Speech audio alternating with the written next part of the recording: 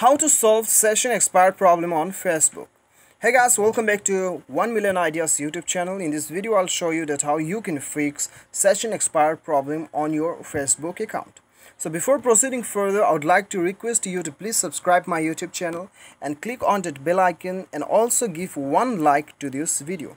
So guys, let's get started. The first thing you have to do is you have to go to settings on your phone and then scroll down, and then you will see app management on your phone, and you may get the option application or application manager, whatever the word will start from the application. Okay, basically you have to come to the applications, and here you have to select all application and then find out Facebook application. Once you find the Facebook application, click over there, and then here what you have to do is you have to click on this force stop and click the force stop. Okay, now go to storage usage and clear the cache.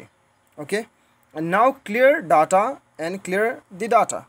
Go back and now go to permission and grant all the permission, enable all the permission, and then now go back to your Facebook application and open your Facebook application.